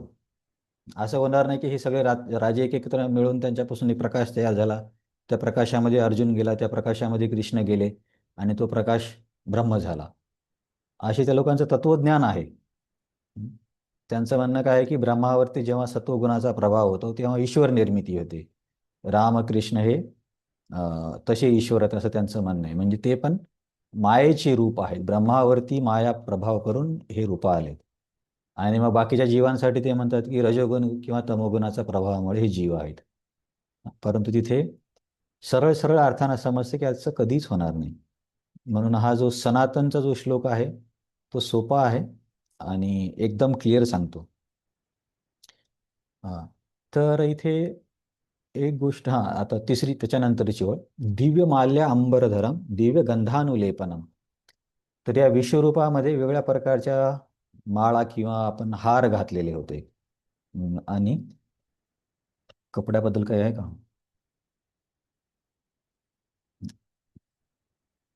हां, अंबर म्हणजे वस्त्र. हे रूप अनेक अलौकिक अलंकारांनी विभूषित झालेले आणि अनेक दिव्य शस्त्रांनी सज्ज झालेले होते. दिव्य वस्त्रे माळा धारण केल्या होत्या. अनेक दिव्य सुगंधी द्रव्यांचा त्यांच्या शरीराला लेप दिला होता. तर असं कुठं सांगितलं की हे सर्व भगवंतांना दिलं पाहिजे, की त्यांना वस्त्र दिले पाहिजे, काय काय वस्त्र दिले पाहिजे, माळा दिल्या पाहिजे, त्यांना सेंट लावला पाहिजे. आता आपल्याकडे कसे लोक कुठे लग्नाला वगैरे जायचे की सेंट लावून जातात किंवा डिओ लावून जातात. तसं इथं म्हटलंय की त्या रूपाला पण दिव्यगंध, तो आजकालच्या टाइमपास सेंट सारखा नाही. पण तुम्ही असं कुठं ऐकले किंवा श्लोक नका सांगू किंवा याच्या संदर्भात तुम्ही असं काही ऐकलं का की भगवंतांना हे आपण का अर्पण करतो किंवा ते अर्पण केल्याने अ, आपल्याला काय लाभ होतो किंवा त्याच्या मागचं सिद्धांत काय आहे? हं? जसं की आपण त्यावेळी हे उदाहरण दिलं जातं की आपण गंगेमध्ये जेव्हा पाणी अर्पण करतो तर गंगेचं पाणीच गंगेमध्ये देतो. असं नाही की दुसरं कुठलं नवीन आणून गंगा देवीला देतो. आणि जेव्हा आपण सूर्याला दीपक दाखवतो तेव्हा दीपकमधला प्रकाश पण सूर्याच्या अस्तित्वामुळेच आहे, तो काही बाहेरून आणला नाही आहे आपण. तर तसंच आता आपण जे भगवंतांना ह्या फुलांच्या माळा, दिव्य वस्त्र, दिव्य गंध अ, हे आपण देतोय, म्हणजे आपण सृष्टीच्या बाहेरून काही आणतोय किंवा काही स्वतः निर्माण करतो असं नाही. हे सर्व ऑलरेडी भगवंतांचंच आहे. गंगेचं पाणी गंगेला देतोय. पण हे दिल्यामुळे काय लाभ होतो किंवा काय नुकसान होतं? श्लोक नका सांगू, फक्त तुम्ही ऐकलं असेल तर तत्वज्ञ एखादं वाक्य सांगा. ठीक आहे, तर सोपं आहे पण तुम्हाला आठवत नसेल. बघा, गंगेचं पाणी जेव्हा व्यक्ती गंगेला अर्पण करतो तेव्हा नवीन काही देत नाही, पण ते जल अर्पण केल्यामुळे त्याला अनेक अनेक अनेक म्हणण्यापेक्षा पुण्यकर्म मिळतात. तसेच सूर्याला जेव्हा दिवा दाखवला जातो तो दिवा सूर्याचाच प्रकाश आहे, परंतु त्या कारणामुळे त्याला पुण्यप्राप्ती होते. तसंच आपण जे भगवंतांना माळ आणतो किंवा कधी वेगवेगळ्या प्रकारचे फळांचा भोग लावतो, कधी 56 भोग लावतो, कधी कधी नाही, दररोज सेंट पण लावतो. मंदिरात दररोज सकाळी सेंट पण लावतात. तुम्ही बघितलं असेल की ते असं फुसफुस करत एक एक पुजारी आजूबाजूला सरकतो, तो सेंट असतो. तर हे पण आपण लावतो. ऑलरेडी हे सगळं काही भगवंतांचंच आहे, परंतु याच्या मागं त्या दोन्ही गोष्टीमध्ये भौतिक पुण्य मिळालं. इथं काय मिळतं? प्रल्हाद महाराज एका श्लोकात सांगतात, नैवात्मना प्रभु अयम निजलाभ पूर्णो मानम जनात अविदुष करुणो वृणीते यद्यत् जनो भगवते विदधीतमानं तच्चात्मने पथिमुखस्य यथामुखश्री. नैवात्मना प्रभुरायम निजलाभ पूर्ण. की हे नरसिंहदेव, तुम्ही तर निज लाभ पूर्ण आहात. हा, सर्व गोष्टी काही तुमच्याकडेच आहेत. जसं की गंगेला आपण म्हणजे की तुझ्याकडेच खूप पाणी आहे, सूर्याला तुमच्याकडेच खूप प्रकाश आहे, तर मी काय देणार तुम्हाला. आता हा भाव पण थोडासा महत्वाचा आहे. जरी ऑफ ट्रॅक चाललं आपण तरी पण कधी कधी काय वाटतं की आपल्याला आपण भगवंतांना एवढे देणगी दिली किंवा भोग दिला किंवा काही कपडे दिले तर आपण काहीतरी दिलं. ॲक्च्युली आपण तसं करतच नाही आहोत. त्यांचं त्यांनाच देतोय. कमीत कमी देतो ही चांगली गोष्ट आहे, पण त्याच्यामागे जर हा भाव असला की त्यांचं त्यांना देतो तर आणखीन चांगलं आहे. तर त्या श्लोकामध्ये प्रल्हाद महाराज थोडक्यात काय सांगतात की हे नरसिंहदेव, तुमच्याकडे सर्व काही आहे, तेव्हा आम्ही काय तुम्हाला अर्पण करणार. परंतु जसा एखादा व्यक्ती काचेमध्ये किंवा आरशामध्ये बघून स्वतःची सजावट करतो, तेव्हा त्या आरशामधील किंवा काचेमधील प्रतिमा पण तिचा पण काय म्हणता येईल, ती प्रतिमा पण सजली जाते. जसे की समजा आपण आरशामध्ये बघून तिलक लावला तर त्या आरशामधल्या प्रतिमेला पण तिलक दिसणार. तर तिथे प्रल्हाद महाराज म्हणतात की जितकं आपण भगवंतांची काय म्हणता येईल ड्रेसिंग करू किंवा त्यांना सुंदर कसे दिसतील कृष्ण हे दाखवण्याचा प्रयत्न करू. जसं मंदिरामध्ये असताना वेगवेगळे पुजारी वेगवेगळ्या प्रकारचे पगडी बांधतात, कोणी फुलपाखरू आणतात वेगवेगळ्या कलरचे, वेगवेगळे फुलं आणतात. तर त्याच्यामध्ये उद्देश काय असतो की कृष्णाला अधिकाधिक सुंदर कसं दाखवायचं. इथे तर काही ब्रह्मचर्यांकडे म्हणजे असे खूप काय म्हणतील फाईन ब्रश आहेत. तर त्या छोट्याशा ब्रशने ते मग डिझाईन करतात त्यांच्या हातावरती, चेहऱ्यावरती. तर या सर्वांचा उद्देश काय की कृष्णाला अधिक सुंदर करायचं. कृष्णाला सुंदर केल्यानं काय होईल की आपल्या मनामध्ये ज्या भौतिक इच्छा आहेत, भौतिक सुंदरता प्राप्त करण्याची किंवा उपभोग घेण्याची, त्या इच्छा स्वच्छ होणार. आणि जसं जसं आपण भगवंतांचा अलंकरण करत जाऊ तसं तसं आपल्या अंतकरणाचं पण अलंकरण होत जाईल. आणि जसं जसं आपण भगवंतांना भोग वगैरे देऊ तशा आपल्या पण या भौतिक सुखाच्या भोगाच्या इच्छा मिटत जातील. तर हे याच्याशी डायरेक्टली कनेक्टेड नाही आहे, पण खूप फिलॉसॉफिकल होऊ नये म्हणून मी असं सांगितलं.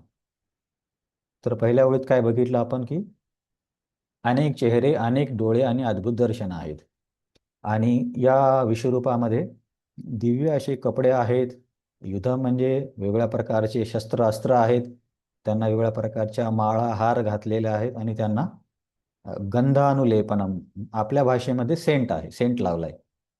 तर याच्यावरून आपण चर्चा केली या 2 वळीवरून की ठीक आहे की आपल्या याच्यामध्ये काय महत्त्व आहे या गोष्टीचं, का बरं आपण अर्पण करतो. तर हे झालं प्रल्हाद महाराजांचा एक श्लोक नरसिंहदेवाच्या संदर्भात. तर हा श्लोक नाही लक्षात राहिलं, काही नाही लक्षात राहिलं, तर एवढं फक्त लक्षात ठेवा की आरशात बघून जेव्हा आपण स्वतःला तिलक लावतो तेव्हा तो तिलक आरशातल्या प्रतिमेला आपोआप येतो. असं नाही होत की आरशावरती पण एक तिलक काढावा लागतो. त्याच्यामुळे जे काही आपण भगवंतांना अर्पण करू, त्यांना सुंदर दाखवणे, त्यांना भोग देणे, तर त्या करत असतानाच आपण आपोआप तशा प्रकारचे आपण पण चेंज होत राहू.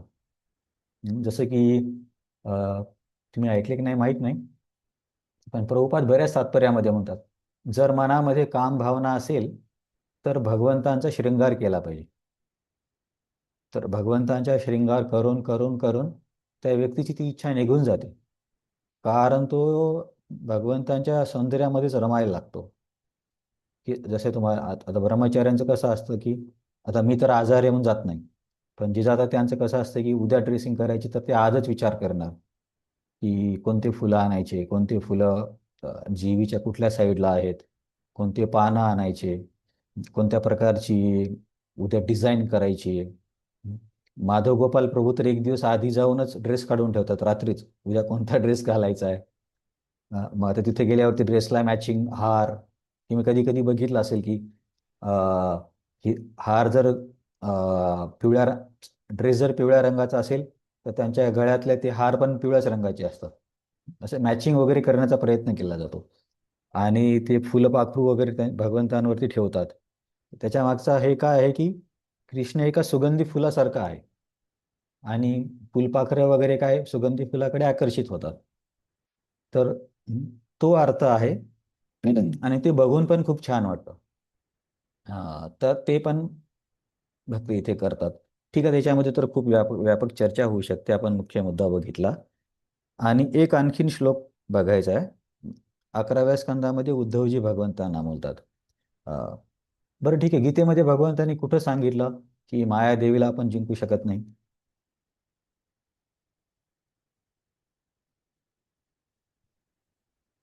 की मायाशक्तीला तुम्ही जिंकू नाही शकणार असं कुठे सांगितलं गीतेमध्ये? मम माया दुरत्या. हा, परफेक्ट. तुम्हाला माहीत असून कदाचित तुम्ही हे करताय. दैवी एषा गुणमयी अ, दैवी एषा गुणमयी मम माया दुरत्यया मामेव प्रपद्यन्ते मायामेतां तरन्ति ते. की ही जी माया आहे ही दुरत्यया आहे. दुरत्यया म्हणजे पार करायला खूप कठीण आहे. तर राधानाथ महाराज त्यांच्या एका क्लासमध्ये बोलले होते की ॲक्च्युली कृष्ण जे बोलले की माया पार करणं खूप कठीण आहे, उलट त्यांनी खूप म्हणजे सिंपल वर्णन दिले. ॲक्च्युली असं म्हणायला पाहिजे की माया पार करणं अशक्य आहे असे महाराज सांगत होते, म्हणजे आपल्या दृष्टिकोनातून.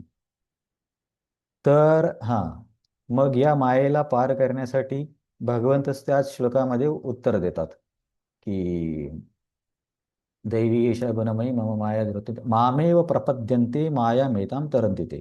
जे मला शरण येतात ते मायेपासून तरून जातात. आता शरणागती हा खूप मोठा शब्द आहे, पण शरणागती म्हणजे नेमकं काय करायचं हे कळत नाही. तर भक्तानुसार पण त्याचे अर्थ बदलू शकतात. पण फक्त मी इथे उद्धव काय बोलले होते ते तुम्हाला एक श्लोक सांगतो. त्वयी उपभुक्त सरगंध वासो अलंकार चर्चित उच्चिष्ट भोजनो दासास तव मायाम जयेमही. की जेव्हा भगवंत पृथ्वी सोडून जात होते आणि उद्धवला म्हटले की तू बद्रिकाश्रममध्ये जा आणि तुझ्यावरती मायेचा प्रभाव होणार नाही, आणि त्यांना उद्धव गीता नंतर सांगितली. तर उद्धवजी बोलले की या मायेची मला बिलकुल भीती नाही आहे, कारण मला माहीत आहे त्वयी उपभुक्त म्हणजे तुम्ही जे काही गोष्टींचा उपभोग घेतला. आता तुम्ही म्हणजे कृष्णाने किंवा आपल्या याच्यामध्ये आपल्या विग्रहांनी किंवा आपल्या घरांमध्ये भगवंतांचा जो फोटो असेल त्यांनी. तर हे सगळे प्रमाणित रूप आहेत ना. फोटो, मातीची मूर्ती, दगडाची मूर्ती, रत्नांची मूर्ती, अ, आणि मनामध्ये कल्पना केलेली मूर्ती पण, हे सगळे प्रमाणित रूप आहेत. समजा एखाद्याला असं वाटत असेल की अरे माझ्याकडे विग्रह नाही, तर अशी सुद्धा फॅसिलिटी आहे की मनामध्ये पण व्यक्ती त्या रूपाला आठवून त्याचा शृंगार करू शकतो. आणि असे काही काही सिद्ध सिद्ध म्हणण्यापेक्षा महान वैष्णव करतात पण. याच्या संदर्भात एक गोष्ट पण आहे. अ, पण ठीक आहे, तुम्हाला पटकन सांगतो. संभाजीनगर जवळचे पैठण गाव आहे, तिथले एक वैष्णव होते. तर ते वैष्णव असंच भगवंतांना चिंतनामध्ये अलंकार भोग वगैरे द्यायचे. विग्रह नव्हते त्यांच्याकडे, तर असं नेहमीच होतं. तर एकदा त्यांनी त्यांच्या चिंतनामध्ये खीर तयार केली आणि मग त्यांनी विचार केला की अरे खीर फार जास्त गरम नको द्यायला, म्हणून ते बोटाने त्यांनी खीर चेक करण्याचा प्रयत्न केला. तर त्यांचं बोट भाजलं. हे कशामध्ये झालं? सर्व चिंतनामध्ये. आणि जेव्हा ते चिंतनातून बाहेर आले तेव्हा त्यांचं बोट खरंच भाजलेलं होतं. तर अशा दुसरी पण उदाहरण दुसऱ्या आचार्यांची पण आहेत. रघुनाथदास गोस्वामींचं पण आहे. तर म्हणजे मी थोडा दुसरीकडे चाललोय, पण माझा सांगण्याचा प्रयत्न काय आहे की या विराट रूपामध्ये जे दाखवलंय की भगवंतांना अशा अशा प्रकारचा शृंगार आहे, तर याच्या आपल्या भक्तीमध्ये काय अर्थ घेता येईल? तर भक्तीमध्ये आपण बघितलं की जर आपण जेवढं भगवंतांना अर्पण करू त्या त्या प्रकारच्या आपल्या इच्छा पूर्ण व्हायला लागतील किंवा नको असलेल्या इच्छा दूर व्हायला लागतील. मग कुणी म्हणेल की माझ्याकडे मूर्ती नाही किंवा कुणी म्हणेल माझ्याकडे फोटो नाही. तर फोटो नाही असं तर होणार नाही. तर मी मनामध्ये भगवंत नाहीत असं होऊ शकत नाही. मग त्याचं काय उत्तर देणार? तर मनामध्ये पण भगवंतांना बोलावून त्यांचं शृंगार केलं जातं. त्याच्यासाठी मी तुम्हाला पैठणच्या त्या भक्ताचं वर्णन सांगितलं. तर ही कथा भक्तिरसामृत सिंधूमध्ये येते. तर आपलं उद्धवजींचं राहिलं होतं. उद्धव म्हणतात की कृष्णा, या मायेची मला काहीच भीती नाहीये. तोही उपभुक्त स्रगंध. की तुम्ही उपभोग घेतलेला स्रग म्हणजे कपडे, गंध म्हणजे सेंट, तो उपभुक्त सरगंध, वासो अलंकार चर्चिता. वासो म्हणजे कपडे, ऍक्च्युली स्रग म्हणजे काय, तो उपभुक्त स्रग म्हणजे फूल असेल. तो उपभुक्त सरगंध वासो अलंकार चर्चिता, उच्चिष्ट भोजनो दासा स्तव मायाम जयेमय. तर उद्धवजी म्हणतात, कृष्ण तुमच्या मायेला जिंकणे एवढं काही कठीण नाहीये. तर तुम्ही ज्या गोष्टींचा उपभोग घेतला आहे, ते कपडे, तो सेंट, ते जेवण, ते माळा, याचा जरी आम्ही स्वीकार केला तरी तुमच्या मायेला आम्ही सहज जिंकू. तर म्हणजे हे आपण कदाचित ऐकलं पण असेल, पण एवढं क्लिक नाही होत. आणि मग आपला प्रश्न काय असतो की अनर्थ दूर होत नाहीत, काय केलं पाहिजे भक्तीमध्ये. तर उद्धवजींनी सांगितलं ते केलं पाहिजे. तुम्ही आपण कदाचित करतही असू, पण कसं असतं की दररोज गोष्टी केल्या ना, मग त्याचं महत्त्व निघून जातं. आणि जसं समजा तुम्ही जव्हारवरून किंवा दुसरीकडून इथे दर्शनाला आले, आणि दर्शनाला आल्यावरती पुजारी कधी कधी अंगावरती ते पाणी टाकतात. तर लोक कसे असे धावत धावत जाऊन समोर जातात की अंगावरती ते दिव्य पाणी पडलं पाहिजे किंवा आरती घेण्यासाठी. पण बऱ्याचदा इथं असल्यावरती काय होतं की ते दररोजचं असतं. मग व्यक्ती विचार करतो, आता इथून उठून कुठं तिकडे जाऊ. याचा अर्थ काय झालं की त्यांनी त्याला लाईटली घेतलं. मग असं घेतल्यावरती कसं काय हे होणार. भगवंतांची आरती फिरतीये आणि जागचं उठून आरती पण घ्यावीशी वाटत नाही. तर असं होतं नेहमी नेहमी भेटल्यावरती. तर म्हणजे इथल्या संदर्भातून सांगतो. तसं आपलं पण काय होतं की दररोज आता सत्संगामध्ये आल्यावरती आपण चर्चा केली की घरी भोग दाखवूनच जेवण केलं पाहिजे. सुरुवातीला हे नवीन असतं, तेव्हा काहीतरी वेगळं वाटतं की एक ग्लासभर पाणी घ्यायचं, त्यात तुळशीचं पान ठेवायचं, प्रसादावरती तुळशीचं पान ठेवायचं, काही मंत्र बोलायचे. तर ते नवीन नवीन एक वेगळ्या प्रकारचं काहीतरी केल्यासारखं वाटतं. पण तेच करून करून करून समजा 1-2 वर्ष झाले, तर मग आपण काय मेकॅनिकल होऊन जातो. कसं तरी ग्लासमध्ये पाणी घ्यायचं, पान ठेवायचं आणि मंत्र म्हणून निघून यायचं. तर याला काय म्हणतात, अतिपरिचयात अवज्ञा. परंतु असं नाही की पहिल्यांदा जो भोग दाखवला होता तो श्रेष्ठ होता आणि आता जो दाखवला तो दिवसानुसार वाढत्या दिवसांनुसार कमी कमी होतो, असं नाहीये. पण आपला भाव कमी होतोय. हे म्हणजे गृहस्थांमध्ये पण बघायला मिळतं, ब्रह्मचार्यांमध्ये पण बघायला मिळतं. त्याच्यामुळे प्रभुपादांचे एक वरिष्ठ शिष्य आहेत, ते नेहमी सांगतात की तुम्ही इस्कॉनला दर 6 महिन्याने पुन्हा जॉईन होत जा. 6 महिने झाले की मी इस्कॉनमध्ये, आता आज माझा पहिला दिवस आहे असं समजायचं. परत 6 महिने झाले की आज माझा इस्कॉनमध्ये पहिला दिवस आहे.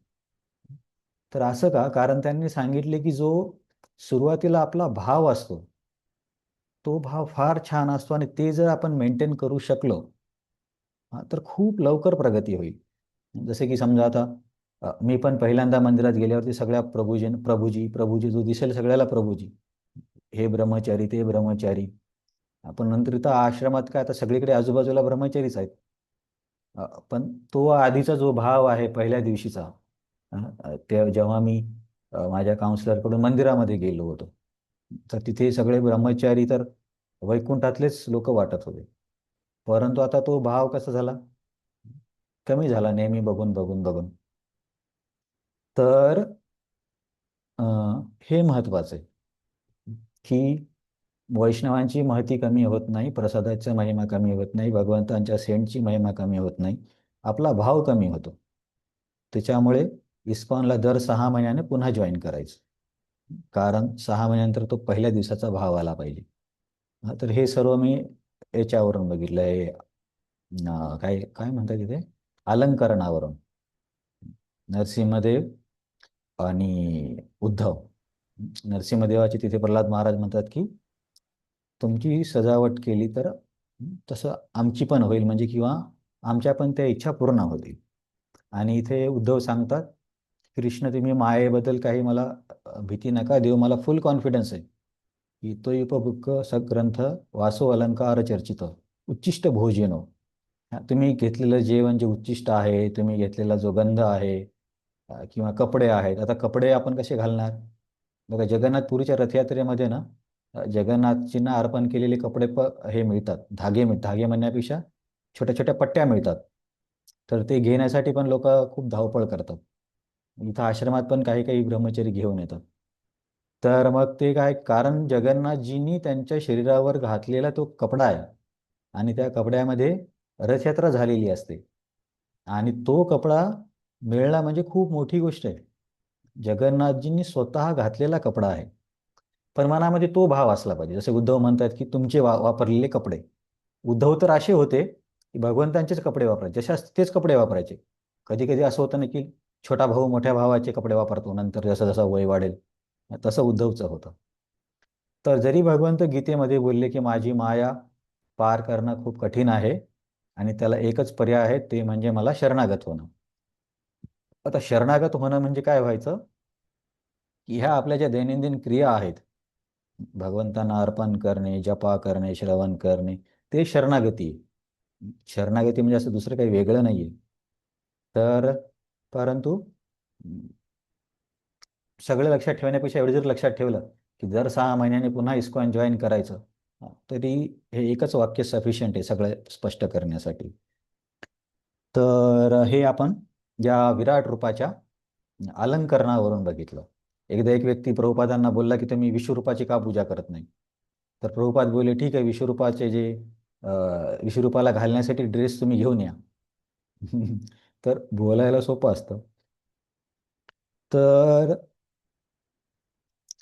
हे पण मला एक हे भेटलं होतं की जसे हे म्हणतात उद्धवजी की तुम्हाला अर्पण केलेलं तुमचं भोजन आहे, आपण भोग दाखवतो ना, तुमचं भोजन, तुमचं पाणी, तुमची आरती, तुमचे जुने कपडे, तुमच्या अंगामध्ये तुमच्या गळ्यामध्ये घातलेली माळ, ते मी कधी बघितलं, तुम्हाला माहिती की नाही मला माहीत नाही. पण जेव्हा मंदिरामध्ये कोणी बाहेरून हे येतात, संन्यासी किंवा कुठले असे प्रभूजी किंवा माताजी गेस्ट म्हणून येतात, तेव्हा काय केलं जातं की भगवंतांची कालची किंवा सकाळची माळ आहे का हे बघतात. कधी कधी काय होतं, आता कालची माळ असल्यामुळे आज थोडे फुलं सुकून जातात आणि दुसरे नवीन फुलं जरी असले तरी ती माळ घालण्यामध्ये त्या गेस्टला पण अधिक आनंद होतो, कारण ती भगवंतांनी घेतलेली माळ आहे, घातलेली. त्यामुळे तो काय, तो प्रसाद आहे.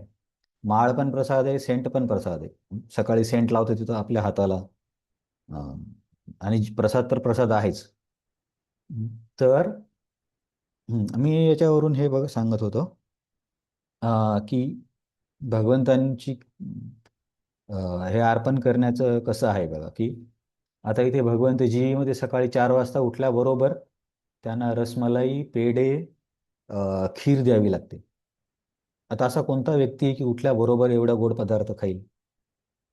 कुणाची कुणाची शक्ती आहे का उठल्या उठल्या एवढी मोठी वाटी भरून खीर, नंतर काय रसमलाई, आणखी 2-3 प्रकारचे स्वीट असतात, ती प्लेट आपण केली त्याने, नंतर दूध पण उठल्या उठल्या हे द्यायचं. तर याच्या मागे किती भाव असला पाहिजे की ही मूर्ती नाही आहे, साक्षात कृष्ण आहे आणि उठलेत आणि त्यांना हे त्यांना खायची सवय आहे. नंतर लगेच थोड्या वेळानं हे बाल्यभोग येतो. बाल्यभोगा नाही, मंगलभोगामध्ये तर परत पुऱ्या, 2 भाज्या, काहीतरी स्वीट आणि एखादा विशेष प्रकार. जशी कधी कधी लोक काय इथले डिव्होटी काय करतात की समोसा बनवणार किंवा पिझ्झा बनवणार. दररोज भगवंताने काहीतरी वेगळं मिळालं पाहिजे. तर अशा प्रकारचा मंगलभोग. नंतर वैकालिका भोग, दुपारी 3 वाजता ते झोपेतून उठले. बघा किती पर्सनल आहे ही भक्ती, आणि हे आपण फील करायला पाहिजे की अरे आता दुपार झाली आहे, भगवंत दुपारचे झोपतात. ते राजा आहेत, म्हणजे राजाचं जसं आपण करणार तसं. सकाळी उठले, त्यांना हे खायला लागतं, नेऊन द्यायचं, त्यांना आंघोळ घालायची, जे अभिषेक आहे त्यांना कपडे घालायचे, आणि सर्व करून विग्रहांना आरसा पण दाखवतात. तुम्ही कदाचित बघितलं असेल की बाबा बघून घ्या आम्ही बरोबर ड्रेसिंग केली की नाही केली. म्हणजे किती पर्सनल भाव आहे. आरसा दाखवण्याची काय गरज आहे आता? आणि त्या त्या आरशामध्ये ते भगवंतांच्या साईडला आरसा असतो. तुम्ही कधी बघितले की नाही मला आठवत नाही, पण लक्ष द्या, या आरतीमध्ये असतं गुरुपूजाची जी आरती असते ना, शृंगार दर्शन, त्याच्यामध्ये असतं बघा. एक असा मोठा असा आरसा असतो, त्याला पण बरीच डिझाईन असते. तर ते प्रत्येकाला दाखवली जाते. कृष्णाला वरून असं खालपर्यंत सर्व चेन व्यवस्थित घातले का, तुमचे हार बरोबर आहेत का, मग राधाराणीला पण, मग गौरांग महाप्रभूंना पण, मग वनविहारींना पण. तर दररोज करून करून आपल्याला काय वाटेल, हां हे सगळं करायचं, त्याच्यापैकी एक आयटम आहे आणि वेळ पण तेव्हा खूप कमी असतो. पटकन आरसा घेऊन असं इकडे फिरवलं खाली ठेवलं झालं. पण त्याच्या मागचा भाव काय, की ती व्यक्ती आहे ते बघतायत, की तू आज माझी ड्रेसिंग कशी केलीस. तर हा भाव आहे याच्या मागे करण्याचा. आता मला एक सांगायचं, हे सांगितले दिव्य गंध अनुलेपनम. अशी कोणती व्यक्ती आहे की त्याने भगवंतांच्या शरीराला कुठला तरी गंधाचा लेप केला आणि तेवढ्याशा गोष्टीमुळे त्या व्यक्तीचा उद्धार झाला? कुब्जा. म्हणतात हा, परफेक्ट. कोण बोललं कुब्जा? ठोंबरे माताजी तुम्ही बोलल्या का? हा. अरे परफेक्ट परफेक्ट. जसे की कृष्णाला जेव्हा अक्रूरकडून कंस बोलून घेतात मथुरेला, कारण त्याचा तर प्लॅन असतो मारण्याचा, बरंच काय तयार करतो, हत्ती आणि ते पहलवान वगैरे. तर कृष्ण आणि बलरामची इच्छा होती की चला बाबा, मथुरा शहर आहे, फिरून बघू कसं आहे. तर व्यक्ती कसं शहरात गेल्यावरती फिरतात इकडे तिकडे. तर फिरत असताना ते असंच एका व्यक्तीकडे जातात, धोबी व्यक्तीकडे, जो की राजकीय लोकांचे कपडे वगैरे स्वच्छ करायचा. तर तिथे गेल्यावरती भगवंत बोलले, अरे आम्हाला एखादं बरोबर होईल असा एखादा ड्रेस दे बरं. तर त्या व्यक्तीने असं जरी बोलला असता की नाही, हे राजघराण्याचे आहेत, मी दिलं तर मला शिक्षा होईल, वाटल्यास तुम्ही दुसऱ्याकडून घ्या, अं, असं बोलला असं तरी चालला असतं. पण तो काय म्हणतो, अरे तुम्ही खेड्यागावातले, असं सरळ सरळ म्हणतो, तुम्ही गावामध्ये राहणारे, गाई गुरं पाळणारे, तुम्हाला हा राजवेश पाहिजे का? तुमची एवढी पात्रता वाढली का? एवढं जास्त बोलण्याची काय गरज होती? तर भगवंत त्याला फक्त एक गालावरती फटका मारतात, त्याचं डोकं शरीरापासून वेगळं होतं. काय माहिती, जे रामलीलेमध्ये जो व्यक्ती धोबी होता तोच इथे पण होता की काय, मला माहिती नाही. हां, तर नंतर असेच भगवंत मथुरेमध्ये सर्व बघत बघत जात होते आणि भरपूर गर्दी होती. मोठ्या मोठ्या महलांवरती स्त्रिया उभ्या राहून बघत होत्या, दुकानामध्ये लोक, कारण कृष्ण बलरामबद्दल सर्वांनी ऐकलेलं होतं की हे मारलं, असं सुंदर आहे. प्रत्येक जणाच्या घरावर अशी गर्दी होती कृष्णाला बघण्यासाठी. आणि त्याच्यामध्ये हा वेडा माणूस, याला एवढी मोठी संधी मिळाली कपडे द्यायची, तर तो देत पण नाही आणि उलटा अपराध करतो.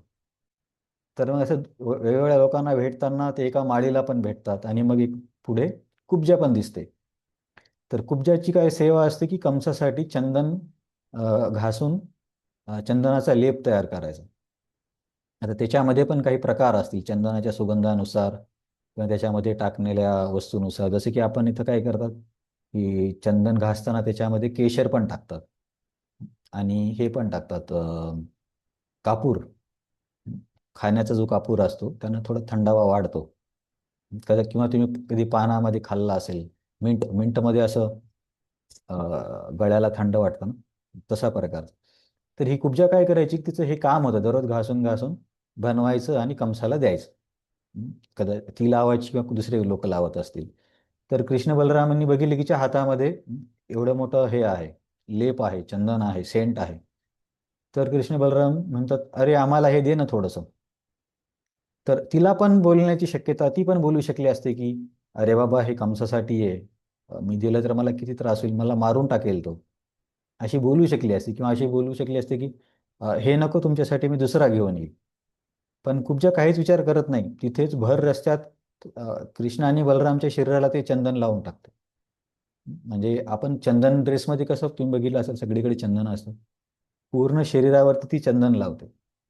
तर तिने धोका काय पत्करला की समजा हे कंसाला कळालं असतं तर त्याने लगेच तिला मारलं असतं.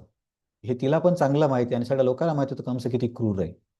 पण असं असून सुद्धा कुब्जा घाबरली नाही, की ठीक भगवंत आले ना, माझा जीव गेला तरी चालेल.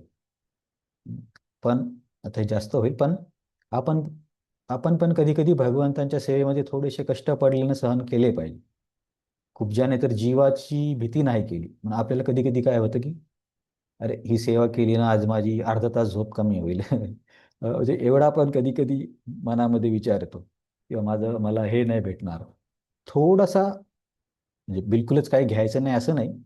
जर कुब्जा स्वतःच्या प्राणाची चिंता करू शकत नाही, तर आपण 10 मिनिटाची किंवा एखाद्या पदार्थाची एवढी काय चिंता केली पाहिजे. थोडं मागं पुढे झालं तर चालतं.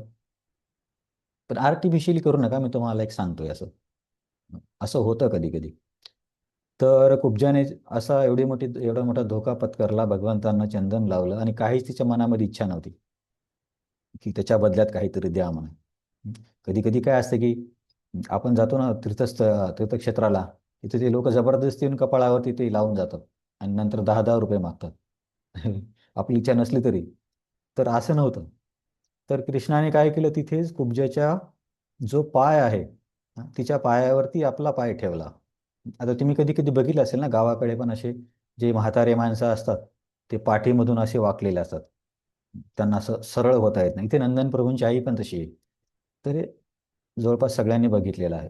तर तिच्या पायावरती आपला पाय ठेवतात आणि त्यांचा हात तिच्या हनुवटीच्या खाली ठेवतात, म्हणजे असं इथं, आणि फक्त थोडंसं वर करतात. आता भगवंतांसाठी काय अशक्य आहे? तर कुब्जा लगेच सरळ होते आणि सरळ होते आणि एवढी दिव्य सुंदर होते की म्हणजे कोणी एवढी सुंदर व्यक्ती तिथे बघितलीच नसेल, एवढी सुंदर होते कुब्जा. आता तिचं ते कुबड वगैरे ते तर सोडूनच द्या, म्हणजे अद्भुत सौंदर्य. तर कुब्जाला हे मिळाल्यावरती पण तरी पण कुब्जा काय म्हणते, की मी आभारी आहे, पण माझी इच्छा आहे की मला तुम्हाला प्राप्त करायचं. तर ठीक आहे, वेगळं उदाहरण दिलं जातं. कुब्जाच्या मनामध्ये थोडा वेगळा भाव होता की आपल्या संप्रदायामध्ये आपण काय करतो की राधाकृष्णाच्या लीलामध्ये ज्या मंजिरी मदत करतायत त्यांना मदत करण्याचा भाव असतो. पण कुब्जाने इच्छा केली की स्वतः कृष्णासोबतच आनंद घ्यायचा. तर कृष्ण ती इच्छा पण पूर्ण करतात कुब्जाची, एक दिवस तिच्या घरी जाऊन. त्याचं पण वर्णन आहे 10व्या स्कंदामध्ये. तर मी हे सांगतो की कसा साध्या साध्या गोष्टीचा किती मोठा फरक पडतो, पण वेळेने आपण त्याला खूप कॅज्युअली घ्यायला लागतो. म्हणून आपण हे लक्षात ठेवू, हे जर वाक्य लक्षात ठेवलं की दर 6 महिन्यांनी इस्कॉनला यायचं, म्हणजे पहिल्या दिवशी तुम्ही सत्संगाला आले किंवा मंदिरात आले किंवा महाराजांना बघितलं किंवा दीक्षेचा पहिला दिवस, तेव्हा काय वाटत होतं? दीक्षा झाल्यावरती असं वाटतं की आता मुक्त झालो आपण, कधीच माळ सोडायची नाही. नंतर तीच माळ जड वाटायला लागते. तर असं होतं, पण व्हायला नाही पाहिजे. तर किती वाजले आता? 8:30 वाजले.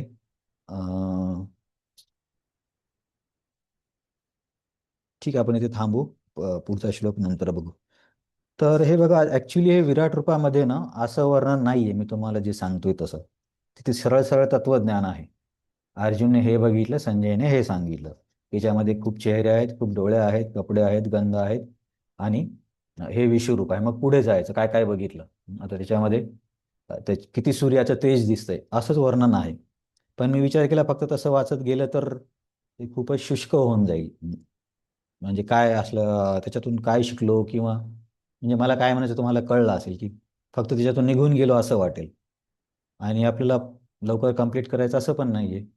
म्हणून त्यातल्या आलेल्या काही शब्दाच्या आधारे आपण दुसरी पण चर्चा करतो. पण मेन चर्चेचा प्रवाह काय चालू आहे? ज्या अंशाने सर्वव्याप्त केले ते रूप अर्जुनाला मागच्या श्लोकात, मागच्या अध्यायात भगवंत बोलले की माझं सगळं जग मी एका अंशाने व्याप्त केले. मग या अध्यायामध्ये पहिल्या 4 श्लोकात अर्जुन म्हणतो की मला तुमचं ते सर्वव्यापी विश्वरूप बघायचंय. नंतर ते 4 श्लोकामध्ये भगवंत त्या रूपाचं वर्णन करतात. त्याच्यामध्ये काय काय बघशील? अश्विन, रुद्र, मरुत, आणि हे बघण्यासाठी मी तुला दृष्टी देत आहे. कारण अर्जुन म्हणतो की माझी जर पात्रता असेल तर दाखवा. मग त्या दृष्टीमध्ये आपल्याला 1-2 वाक्य लक्षात ठेवायचे होते की ही दृष्टी अर्जुनची एक स्तर खालची आहे. कारण तो भगवंतांचा तर नित्य पार्षद त्याची सख्य रसामध्ये आहे. आणि मग अर्जुनला जर दिव्य दृष्टी दिली तरी तो विश्वरूप बघून का घाबरतो? तर घाबरण्याचं कारण असं आहे की भगवंत त्याचं हृदय तेच राहू देतात, म्हणजे आध्यात्मिक स्तराचं. म्हणून ह्या जसं मी तुम्हाला बोललो ना, मिसमॅच झाले की जमत नाही कॅमेऱ्याचं आणि फोटोचं. हां, तर हे झाल्यामुळे मग तो नंतर अर्जुन घाबरतो. मग आता हे सुरुवात होते विश्वरूपा काय काय बघतोय अर्जुन. हा संजय तिकडे सांगतोय की हे राजा ऐका आता बघ त्या रूपामध्ये काय काय आहे. मग 10 आणि 11व्या श्लोकामध्ये वस्त्र, कपडे, आभरण, शस्त्र, अस्त्र, गंध वगैरे याचं वर्णन केलं. असंच वर्णन पुढे जात जात राहील की त्यांच्या शरीरामध्ये सूर्य आहेत, भरपूर वर्णन आहे. आणि त्याच्यानंतर मग भगवंत त्याला कालरूप पण दाखवतील. इथे आता 12व्यामध्ये सूर्याचं आहे. 13मध्ये सगळं एकाच ठिकाणी बघितलं. आणि हे बघून अर्जुनचं काय होतं, अर्जुनला हे आवडतं का नाही आवडतं असं वर्णन आहे. तर त्याला मी थोडंसं हे काय म्हणता येईल जोडून दुसरी चर्चा केली. पण आता जे बोललो मी तुम्हाला तो सरळ सरळ चर्चेचा प्रवाह आहे. तर तुम्ही मला तुमचं ओपिनियन कळवू शकता की बाबा असं सांगायचं की नाही सांगायचं. सांगितलंच पाहिजे असं काही आवश्यक नाही, पण ते कधी कधी थोडंसं काय म्हणतात खूपच फिलॉसॉफिकल होतं म्हणून मी असं सांगतो. तर तुम्हाला असं चालेल का सरळ सरळ प्रवाह पाहिजे? चालेल. हां ठीक आहे मग चालेल. तर आता इथून थांबूया, बराच वेळ झालाय. उद्या याला सुरुवात करतोय आपण कृष्ण कथेला 10व्या स्कंदामध्ये. तर त्याच्यामध्ये आता बघा माझा स्वभाव फिलॉसॉफिकल आहे. मला कथा बोलता येत नाही, तत्वज्ञानाकडे जातो मी. परंतु मी याच्यामध्ये प्रयत्न करणार आहे की कथा करण्याचा. कथा म्हणजे जसे राधानाथ महाराज वर्णन करतात ना की यमला अर्जुन वृक्ष कसे होते, कृष्ण कसे रांगत होते. एक असं वर्णन करतात की ऐकताना वाटतं की आपण तिथे आहोत. तर इथे प्रयत्न असा आहे की आपण हळूहळू कथा ऐकूया. सोमवारी तर हे तत्वज्ञान तर ऐकतो आपण नेहमी. तर सुरुवातीला कदाचित काही दिवस मी तसाच करेल, तत्वज्ञानासारखाच. तर तुमच्याकडे वेळ असेल तर तुम्ही जॉईन करा. दर मंगळवारी घेण्याचा प्रयत्न आहे 7 ते 8. तर आज आपण इथे थांबूया. काही प्रश्न असेल तर तुम्ही मला व्हॉट्सअप पण करू शकता. हरे कृष्णा कृष्णा कृष्णा हरे हरे, हरे राम राम राम हरे हरे.